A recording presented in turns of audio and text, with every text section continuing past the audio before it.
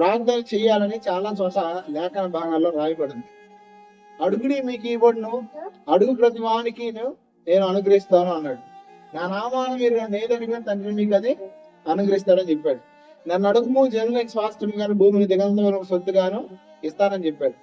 ఇలా ఎన్నో చోట్ల అడగండి ఇస్తాను, అడగండి ఇస్తానని దేవుడు అనేక మాటలు చెప్పాడు. ఎందుకంటే దేవుడు తెలీదా మనం ఎందుకు అడగాలి అంటే, ఖచ్చితంగా ఈరోజు చాలా మంది జీవితాల్లో ప్రార్థన యొక్క ప్రాముఖ్యత తెలియక ఈరోజు ప్రార్థించని క్రైస్తవులు తయారయ్యారన్నమాట. సంఘంలో నేటి దారుణమైన విషయం ఏంటంటే, విస్తరించి మాట్లాడే ప్రసంగికులు ఉన్నారు, విస్తరించి వాక్యాన్ని వినే విశ్వాసులు ఉన్నారు, విస్తారంగా బ్రెయిన్ లో వాక్యాన్ని స్టోర్ చేసుకున్నాడు ఉన్నారు, కానీ ప్రార్థన చేసేవారు చాలా కొదువైపోయారు. ఎందుకు ప్రార్థన చేసేవారు కొదువయ్యారు అంటే, ప్రార్థన యొక్క ప్రాముఖ్యత తెలియక. ఏం తెలియక?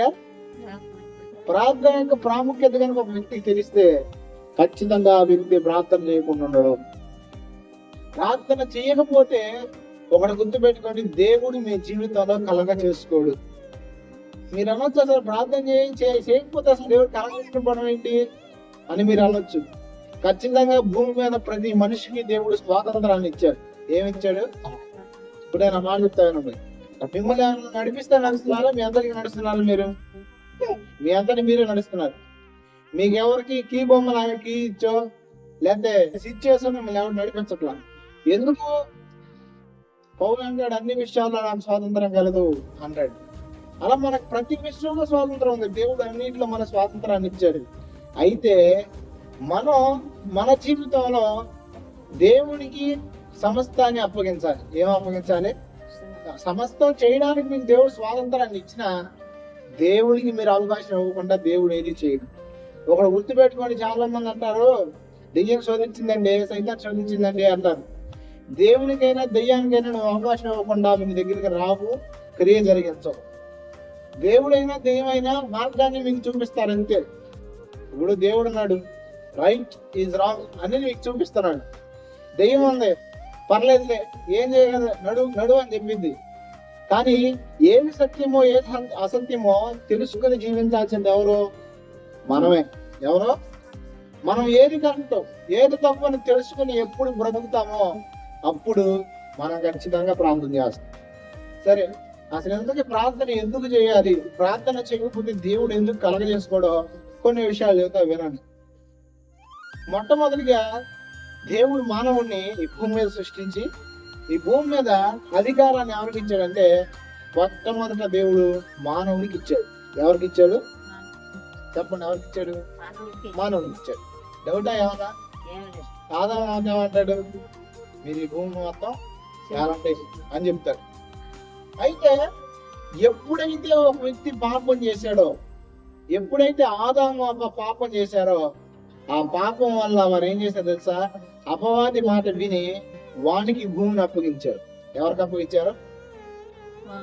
ఇదంతా చెప్తున్న కథలో ఉంది కదా, మీకు నేను తర్వాత కొన్ని వచనాలు చూపిస్తా. ఈ భూమి ఎవరి భూమి మీద ప్రస్తుతం అధికారం ఎవరు ఏలుబడి చేస్తున్నారని. అయితే ఎప్పుడైతే ఆదాము అపవాదికి భూమి మీద చోటిచ్చి, భూమి మీద కదా తమ హృదయంలో చోటించి భూమి మీద అధికారాన్ని వాడికి అప్పగించారో పాపం చేసి, అప్పుడు అపవాది రాజ్యం ఈ భూమి మీద ఏలడం ప్రారంభమైంది. చూడండి, మీకు బాగా అర్థమయ్యేలా చెప్తానే. పాపం చేయకముందు ముళ్ళ పొదలు ఉన్నాయా? పాపం చేయకముందు గచ్చ పొదలు ఉన్నాయా? పాపం చేయకముందు ముళ్ళ పొదలు లేవు, గచ్చ పొదలు లేవు. ఎప్పుడైతే పాపం చేశాడో మనిషి, అప్పుడు ఏమైందో తెలుసా? భూమి శపించబడింది. ఏం శపించబడింది? ఈ రోజు చాలా మంది జీవితాల్లో దరిద్రం ఏలుబడి చేయడానికి, ఈ రోజు చాలా మంది జీవితంలో పాపం ఏలుబడి చేయడానికి కారణం తెలుసా? దేవుని అధికారమే కాదని, అంటే దేవుని మాట వినకుండా మన సొంత ఇష్టాన్ని జరిగించి అపవాది క్రియలను జరిగించడమే ఈ రోజు మనిషికి నాశనాన్ని తీసుకొస్తుంది అన్నమాట. ఖచ్చితంగా దేవుడి వాక్యం ఏం సెలవిస్తుందంటే, ఆయన మాట విన్న ప్రతి వాడు బ్రతుకుతాడు. అయితే మొట్టమొదట ఈ అపవాదం ఏం చేశారంటే, అధికారం మొత్తం వాడి చేతులకు అప్పగించారు. అయితే ఇప్పుడు మీరు కనుక ప్రార్థన చేయలేదనుకో, దేవుడు కనుక కలగ చేసుకున్నాడు అనుకో, అప్పుడు అపవాది పాయింట్అవుట్ చేస్తాడు. ఎవరిని? దేవుడిని. ఎవరిని? మీకు బాగా అర్థంగా ఒక విషయం చెప్తా చూడండి. ఈ భూమి మీద అధికారం ఆడదు.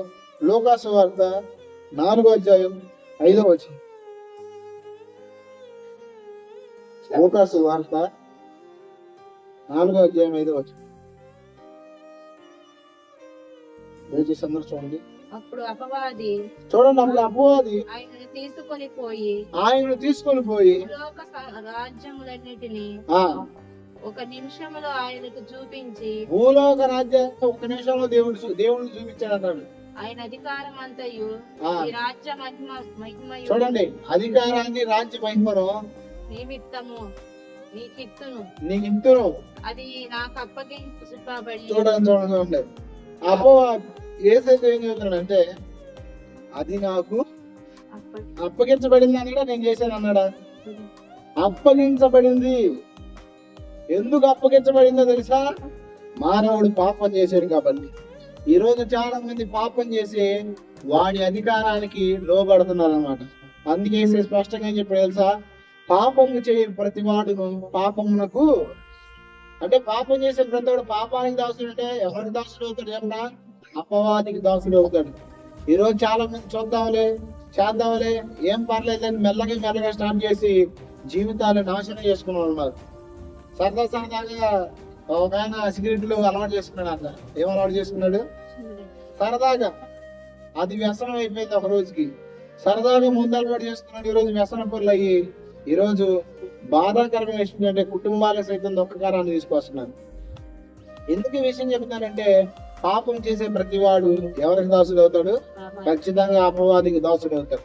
అయితే ప్రార్థన ఎందుకు చేయాలంటే, ఈ భూమి మీద మనిషికి 3 అధికారాలు ఉన్నాయి. ఎన్ని అధికారాలు ఉన్నాయి? ఒకసారి చూపించండి. 3.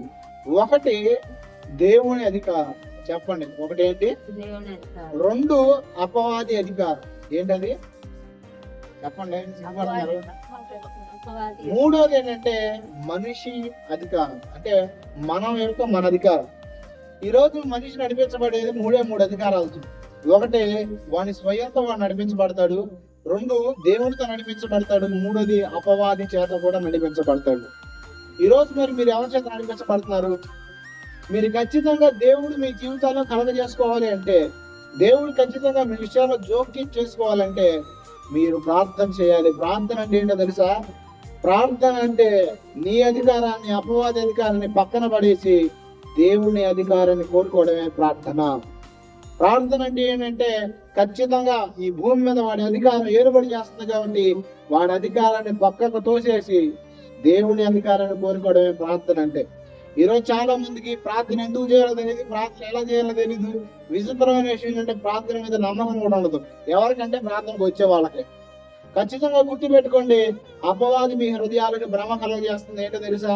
ప్రార్థన చేస్తే మారిపోతా, ప్రార్థన చేస్తే దేవుడు ఉంటాడా, అట్టాకు ఉంటుందిలే, ఆడు పరిశుద్ధులే, ఈ నీటి మందులే అని. ఖచ్చితంగా చెప్తున్నాను, దేవుడు ఎవరి ప్రార్థన అయినా సరే కృప ద్వారానే వింటాడు. దేని ద్వారా అంటాడు? ఒక మనిషి నీతి ఎంత నీతి అయినా సరే దేవుడు దృష్టిలో మురికి గూడతోనే సమానం. నేను బాగా అర్థంగా విషయం చెప్తా. నా దగ్గర ఒక ₹1,00,000 ఉన్నాయి, మీ దగ్గర 10,000 ఉన్నాయి. మీకన్నా ఎవరు ధనవంతుడు మన ఇద్దరిలో? మీకన్నా ఎవరు ధనవంతుడు మన ఇద్దరిలో? 10,000 ఉన్నవాడు ధనవంతుడా? ₹1,00,000 ఉన్నాయి కాబట్టి నేను ధనవంతుని. నాకన్నా ఇంకొకడు ₹1,00,00,000 ఉన్నాయి. మా ఇద్దరు ఎవరు ధనవంతుడు? ₹1,00,00,000 ఉన్నవాడు ధనవంతుడు. 10,000 ఉన్నవాడికి ₹1,00,000 అంటే ఎక్కువ. ₹1,00,000 ఉన్నవాడు 10,000 లెక్క చేయడు. ఎందుకంటే వీడికన్నా వాడు తక్కువ కాబట్టి. ₹1,00,000 ₹1,00,000 లెక్క చేయడు. ఎందుకంటే వీడికన్నా వాడు తక్కువ కాబట్టి. అలాగే సమస్త నీతిని మించిన నీతి దేవుని నీతి. దేవుని నీతిని మించిన నీతి ఈ ప్రపంచంలో ఏదీ లేదు. ఖచ్చితంగా చెప్తున్నాను, మన దేవుడు నీతిమంతుడు. ఎవరు? ఆయన నీతి ముందు ఎవరి నీతి కూడా మురికి గొడ్డతోనే సమానం. ఎవరి నీతి కూడా ఆయన నీతి కన్నా అధికమైన నీతి ఎక్కడా లేదు. ఎందుకు ఈ విషయం చెప్తున్నానంటే, మన దేవుడు మన ప్రార్థన వినేది ఏంటో తెలుసా? కృప ద్వారా మాత్రమే వింటాడు. హల్లెలూయా. దేని ద్వారా వింటాడు? ఇప్పుడు ఈ రాత్రికాల సమయంలో నేను ప్రశ్నిస్తున్నాను. ప్రశ్న ఏంటంటే, ఎవరి అధికారాన్ని భూమి మీద కోరుకుంటున్నావు? అపవాది అధికారాన్ని, దేవుని అధికారాన్ని?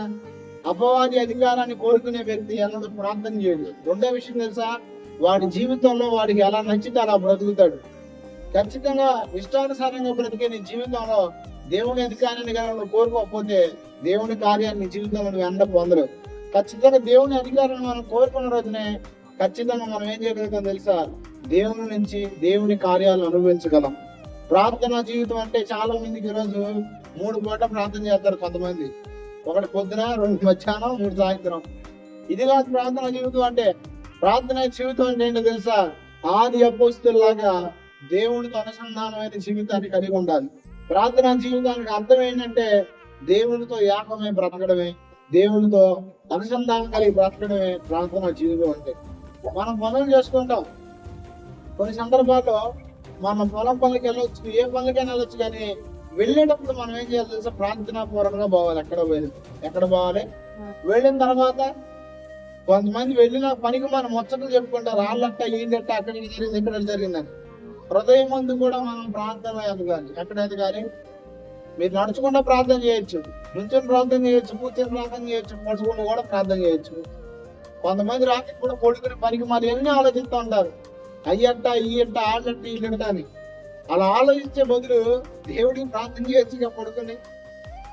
నేనైతే పడుకుంటాను కదా, పడుకున్నప్పుడు నాకు నిద్ర పట్టలేదు, ప్రార్థన చేసి పడుకున్నా నాకు నిద్ర పట్టబోతే నిద్ర పట్టిన దాకా ప్రార్థన చేస్తూనే ఉంటాను. ఎందుకు ఈ విషయం చెప్తున్నా అంటే ప్రార్థన అనేది కొంచెం సేపు చేసి ఆగిపోయేది కాదు. ప్రార్థన అనేది కొంచెంసేపు చేసేసి ఏదో ముగించామని అనుకోవడం కాదు. ప్రార్థన అంటే దేవునితో అనుసంధానం కలిగి ఉండడం. ఆది సంఘం ఎలా ఉందంటే చూడండి, ఒకసారి చూద్దాం. అపోస్తల కార్యాలు గ్రంథం. వారు ప్రార్థన ఎలా ఉన్నారో చూద్దాం.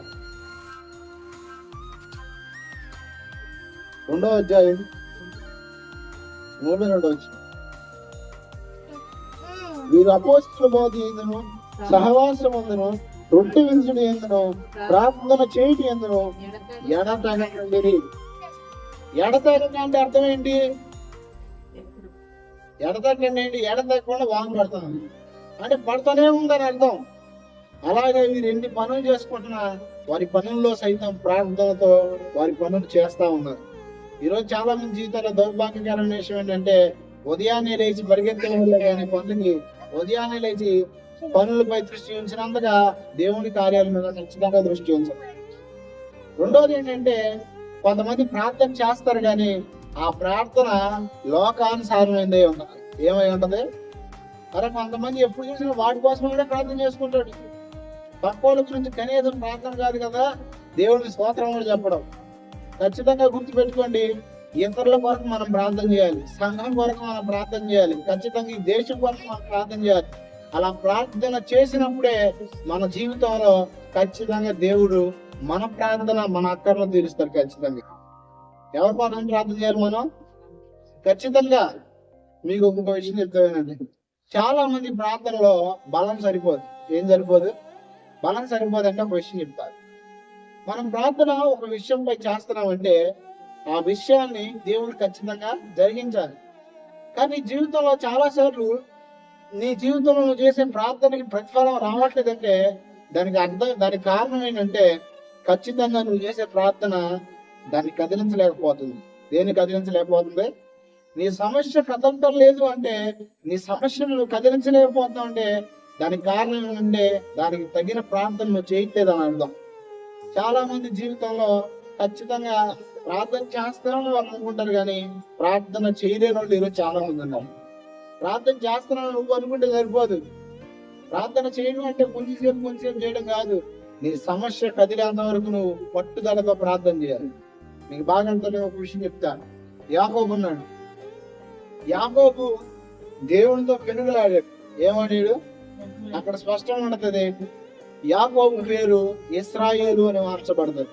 ఏమని మార్చబడుతుంది అంటే దేవునితో మనుషులతో పోరాడి గెలిచిన వాడు. ఎక్కడ పోరాడాడు?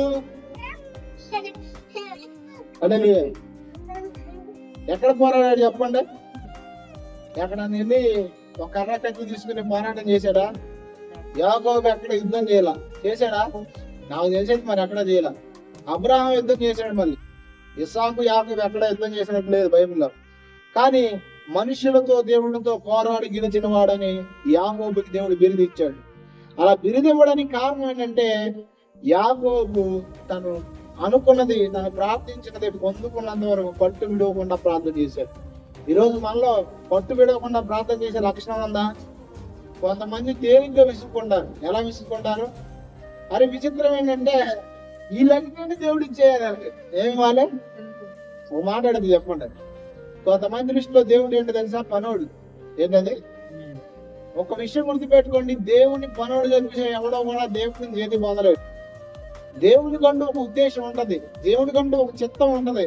ఆ చిత్తం జరిగించబడినాగున మనం ప్రార్థన చేయాలి. ఎలా ప్రార్థన చేయాలి?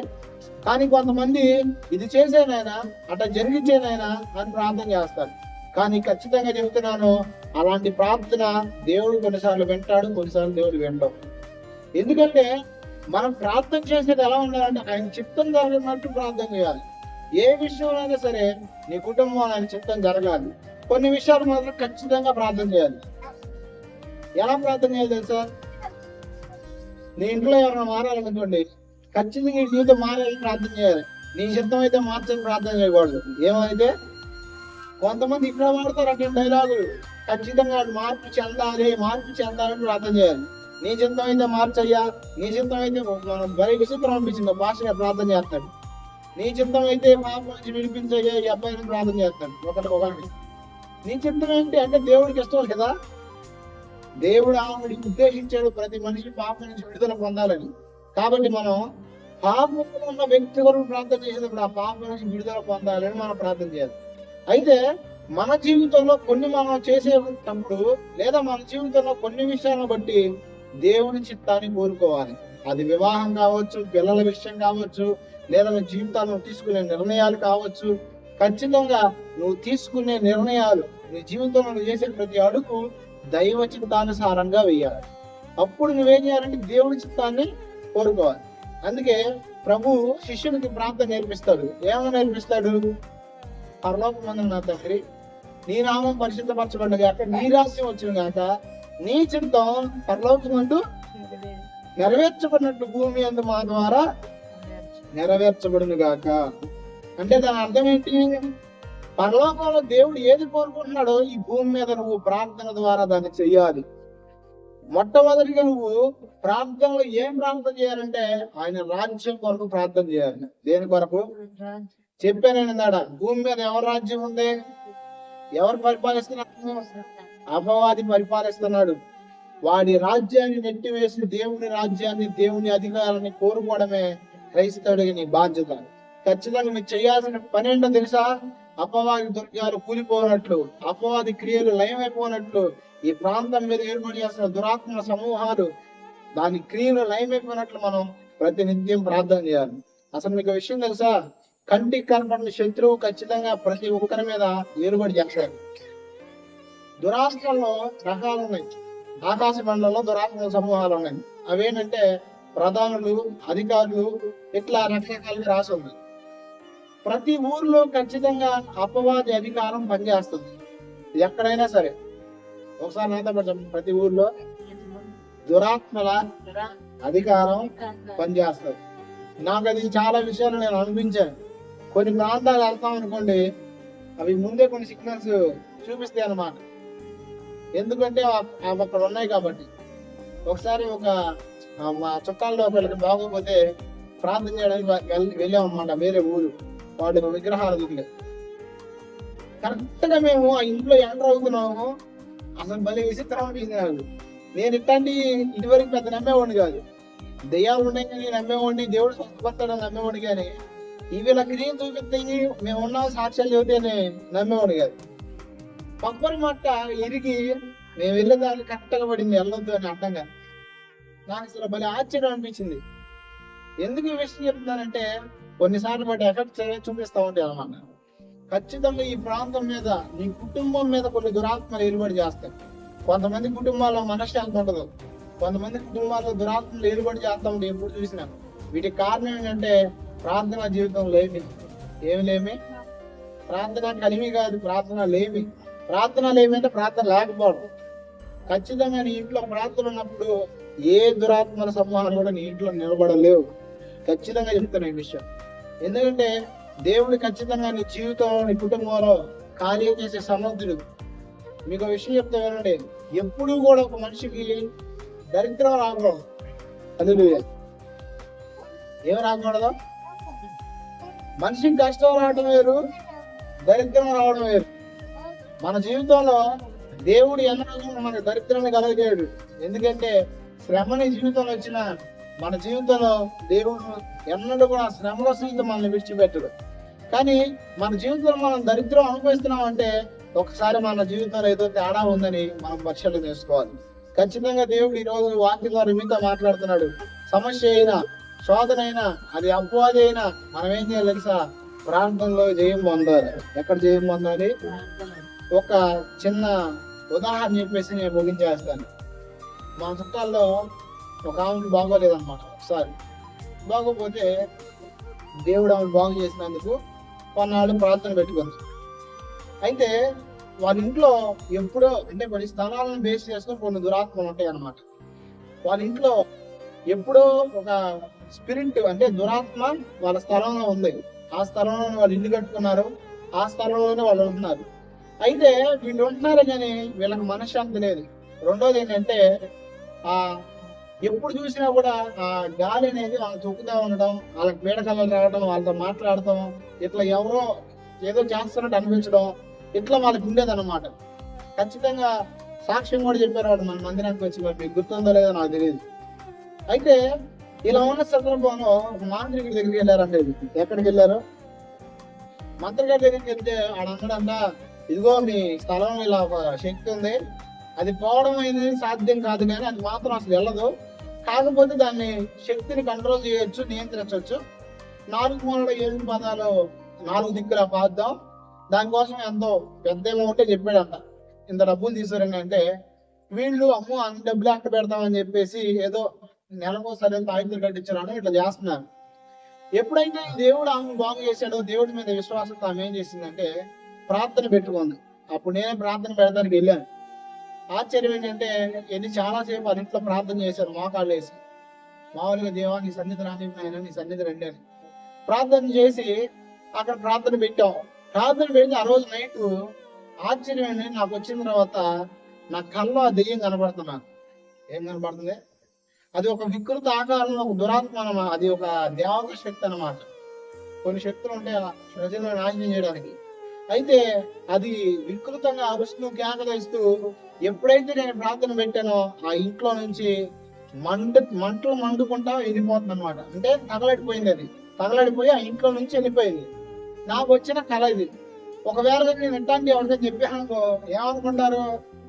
వీడి మతం మాట్లాడని చెబుతాడు, ఇట్లాంటి అని అంటారు. ఎందుకంటే దేవుడిని అడగని ప్రజలు కాబట్టి. అయితే నేను ఆ విషయమే చెప్పకుండా తెల్లారి ఫోన్ చేసి మీకు ఏదైనా తేడా తెలిసిందా అని అడిగాను. ఏమడిగాను? మీకు ఏదైనా తేడా తెలిసిందంటే అప్పుడు ఈ స్టోరీ చెప్పారు నాకు. ఏమని? ఇట్లా మా స్థలంలో ఉన్న విషయం, మంత్రగారి దగ్గరికి వెళ్ళిన విషయం, ఇలా అనుకుని చాలా వేల రూపాయలు డబ్బులు అడగడం చెప్పి వాళ్ళు ఏం చెప్పారంటే ఆ దెయ్యం ఏదైతే ఉందో అది కాలుకుంటా మా ఇంట్లో నుంచి పారిపోవడం మేము చూసాము. అంటే నేను ఏ దర్శనాలు చూసానో, ఏ కళ అయితే నాకు వచ్చిందో యాస్టీస్ అదే కళ మాకు వచ్చిందంట. హల్లెలూయా. ఇది దేని వల్ల సాధ్యమైంది? దేని వల్ల సాధ్యమైంది? నేను వెళ్ళటం వల్ల. నేను వెళ్ళడం వల్ల కాదు, అక్కడికి దేవుడు రావటం వల్ల. ఎక్కడైతే కూడిన ఆమాను స్మరిస్తారో నిత్యముగా వారి మధ్య నేను ఉంటానని దేవుడు చెప్పాడు. ఈ రోజు దౌర్భాగ్యకరమైన విషయం ఏంటంటే కుటుంబం మొత్తం కలిసి సినిమా చూస్తారు, కుటుంబం మొత్తం కలిసి గొడవలు వెళ్తారు, కుటుంబం మొత్తం కలిసి షో చేసుకుంటారు. కానీ కుటుంబం మొత్తం సమస్య నిమిత్తం ప్రార్థన చేసే స్థితి ఈ రోజు నేను క్రైస్తవ్యం లేదు. ఇది నిత్యంగా దౌర్భాగ్యం అన్నమాట. ఏంటది? ఎంత భ్రష్టుల్లాగా తయారైంది. ఈ రోజు కలిసి అన్ని చేస్తారు. ఏం చేస్తారు? కలిసి అన్ని చేస్తారు. కలిసి చక్కగా తింటారు, కలిసి చక్కగా డాన్స్ చేస్తారు, కలిసి చక్కగా అన్ని చేస్తారు. కానీ కలిసి ప్రార్థన చేసే వాళ్ళు క్రైస్తవ్యంలో లేరు. ఖచ్చితంగా చెప్తున్నా, నీ జీవితంలో దరిద్రం పోవాలంటే, నీ జీవితంలో బంధకాలు తెగిపోవాలంటే, నీ ఇంట్లో డాన్స్ వేస్తున్న దెయ్యాలు కోకటి వేళతో సహా పెరిగి వేయబడాలంటే నువ్వు చేయాల్సిన పని ఏంటో తెలుసా? ప్రార్థన చేయాలి. ప్రార్థన జీవితాన్ని కలిగి ఉండాలి. ఎందుకో నేను ఒక విషయం చెప్తా వినండి. యేసయ్య ఎక్కడ ఉంటాడో అక్కడ రక్షణ ఉండాలి. యేసయ్య ఎక్కడ ఉంటుందో అక్కడ గుడి ఉంటది. హల్లెలూయా. ఏముంటది? ఖచ్చితంగా నీ ఇంట్లో నాకు ఏసై ఉంటే నీ ఇంటికి ఏమొస్తుంది తెలుసా? రక్షణ వస్తుంది. జక్క ఇంటికి ఏసై వెళ్ళినప్పుడు రక్షణ వచ్చిందా రాలేదా? ఈ రోజు ఖచ్చితంగా చెప్తున్నా, నువ్వు ప్రార్థన జీవితాన్ని ప్రారంభించాలి. ప్రార్థన నువ్వు ఎదగాలి. కుటుంబాలుగా ప్రార్థన చేసుకోవాలి. అప్పుడే నీ కుటుంబంలో ఖచ్చితంగా దేవుని సన్నిధి ఉంటుంది. ఏముంటది? మా ఇంట్లో ఎవరు లేరండి, నేను మా ఆయన మా పిల్లలేరంటే మీ పిల్లలే మా కలిసి ప్రార్థన చేయాలి ఖచ్చితంగా. ఎందుకంటే ఎక్కడ ఇద్దరు కూడి ఉంటారో దేవుడు అక్కడ ఉంటాడు. ఉంటాడా ఉండడా? దేవుడు మాట ఇచ్చాడంటే మాట ఖచ్చితంగా జరిగించగలడు. ఖచ్చితంగా చెప్తున్నాను, దేవుడు మాతో ఉంటాడు. దేవుడు మనలో ఉంటాడు. మన కుటుంబంలోకి వస్తాడు. ఎప్పుడైతే ఆయన మన కుటుంబంలోకి వస్తాడో అప్పుడు మన జీవితంలో దరిద్రం పోతుంది. అప్పుడు మన జీవితంలో శాపం పోతుంది. ఖచ్చితంగా మనం అనుభవిస్తున్నది కూడా తొలగిపోతుంది. ఖచ్చితంగా చెప్తున్నాను, ఇటు నుంచి కుటుంబ ప్రార్థన ఆరంభించండి. ఉదయం లేచినప్పుడు ప్రార్థన, సాయంత్రం పడుకున్నప్పుడు ప్రార్థన. మీ జీవితంలో ఎప్పుడైతే మీరు కలిగి ఉంటారో ఖచ్చితంగా దేవుడు మిమ్మల్ని ఆశీర్వదిస్తాడు. ఎందుకు ఈ విషయం చెప్తున్నానంటే, ఖచ్చితంగా ప్రార్థించే క్రైస్తవులు శక్తివంతంగా దేవుని పని జరిగించగలరు. ఎందుకంటే ప్రార్థన జీవితం మనకు లేకపోతే దేవుని సన్నిధి మనతో ఉండదు. మనం ప్రార్థన చేస్తే అపవాది రాజ్యాన్ని కనుక మనం నిరాకరించి దేవుని రాజ్యాన్ని స్వీకరిస్తే దేవుడు ఖచ్చితంగా మన జీవితంలో కార్యాలు జరిగిస్తాడు. అర్థమైన ప్రార్థన ఎందుకు చేయాలో? అపవాది రాజ్యాన్ని తోసేసి మన రాజ్యాన్ని తోసేసి దేవుని రాజ్యాన్ని కోరుకోవడమే ప్రార్థన జీవితం. నీ కుటుంబంలో ఖచ్చితంగా నీ అధికారాన్ని తీసేయి. నీ కుటుంబంలో ఖచ్చితంగా దేవుని అధికారాన్ని కోరుకో. అప్పుడు దేవుడు ఏం చేస్తాడంటే ఖచ్చితంగా నీ కుటుంబానికి వచ్చి నీ కుటుంబ పరిస్థితులన్నీ మారుస్తాడు.